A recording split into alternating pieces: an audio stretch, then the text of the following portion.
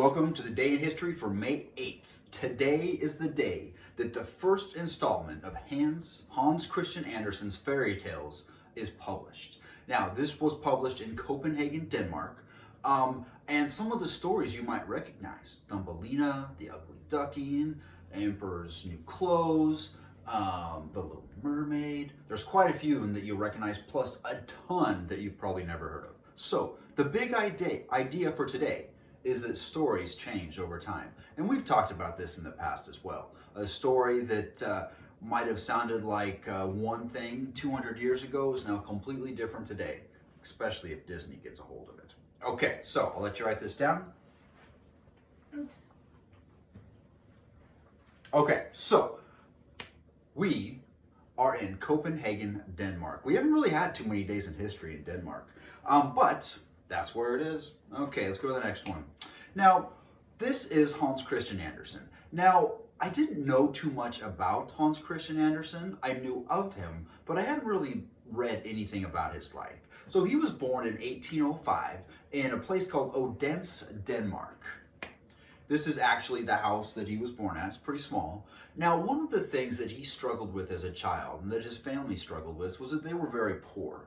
And there was a very rigid class system in Denmark, or in the world at the time, where the poor people had very few rights and they were restricted in what they could do compared to people that had more money. Now, luckily, there was a gentleman at the Royal Theatre that saw Hans Christian Andersen act and actually helped raise some money so that he could go to school. And he ended up going to school and then eventually got into the University of Copenhagen in 1828. And 1828 is an important year because he also wrote his first book, and it's probably one you haven't heard of. It is The Frodige fra Holmes Canal to Openstuen from Agmar. And I have no idea if I pronounced that right, but when you're pronouncing something, if you pretend like you know what you're talking about, people usually believe you.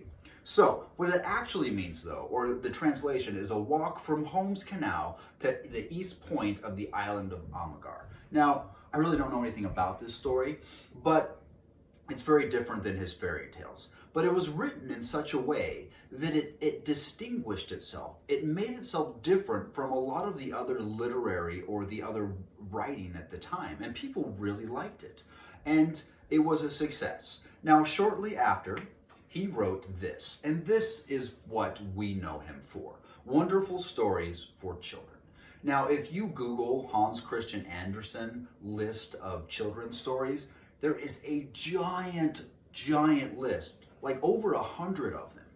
And most of them you've never heard of. I started reading a few of them. They're all pretty short. Some are longer than others, but some are only a few paragraphs long. It's worth reading about. It actually make a really great follow-up project. So, something to do. Now, let's take a look at story arcs. Now, we've talked about this in class. We've got, what do we got here? Boy Meets Girl, Man in a Hole, Cinderella, and then there's this one on the bottom. Now, Hans Christian Andersen kind of set himself apart because not all of his stories ended up with happy endings. And not all of his stories were really uplifting. There were some, especially as I read through the plot overview of some of his stories, I was quite surprised. And I can see why people changed his stories for TV or for kids, because some of them are pretty brutal. We'll talk about that more in just a minute. But right now, we're going to talk about a few of the popular stories that you've probably heard of. You're probably going to go, oh yeah! But you might not have known it was by Hans Christian Andersen. So, this is the book that he published most of them in. Some version of this you can find in just about any library. The school has them. You probably got one in your house and you don't even know it. But let's talk about Thumbelina. Now, Thumbelina I knew as a movie, but apparently it's about a woman that couldn't have kids, and so she has like a miniature baby from like a flower seed, and then a toad steals the child, and there's this whole rescue theme. Now, it's a little bit different than the movie, but it's a pretty good story. I don't know a whole lot about this story. It's worth looking into. Now, let's take a look at this. Oh, this is the one. The Little Mermaid. Oh my gosh, I watched this movie so many times when I was a kid. I don't know why. My little brother loved it, and so we watched it over and over and over. I was probably your guys' age.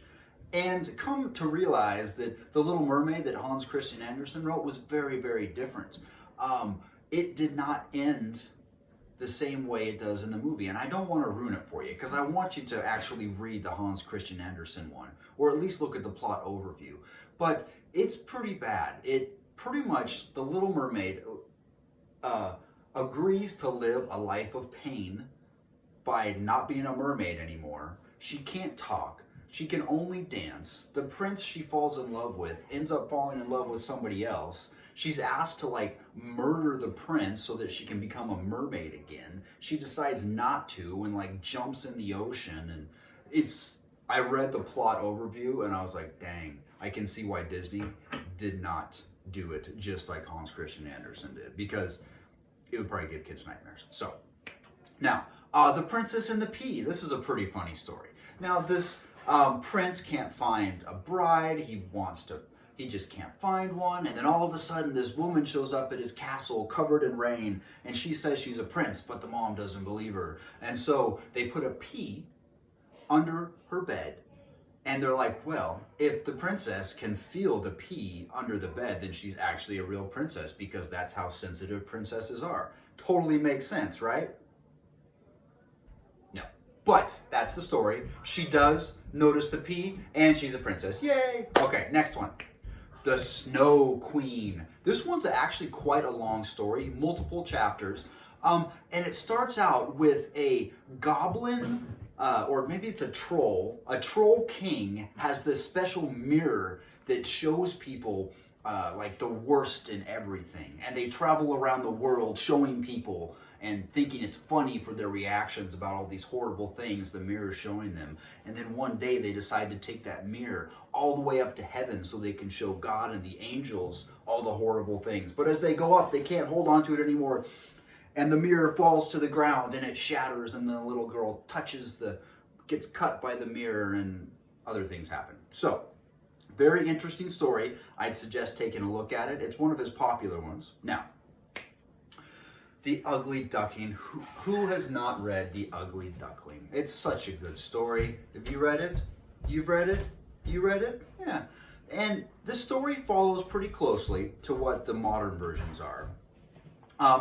And it's a really good story of somebody that's out of place, doesn't fit in, is really sad, and then realizes that they do fit in. It's kind of a heartwarming story. So, if you haven't read The Ugly Duckling in a while, you should check it out.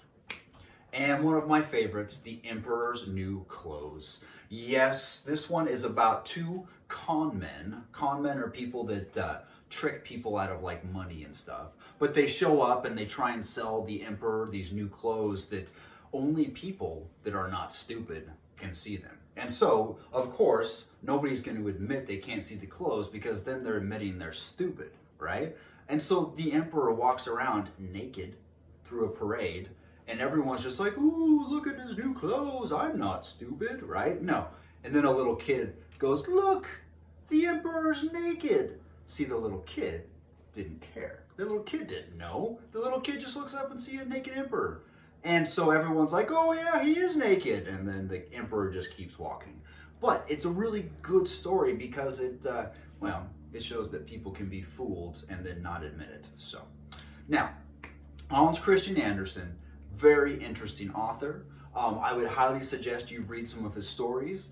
And they're very different than the ones that are remade today. It almost seems like a lot of the stuff remade today is... it's not as brutal, it's not as shocking, and that's just because times have changed. But it's always good to go back in time and take a look. Have a good weekend, guys. Bye.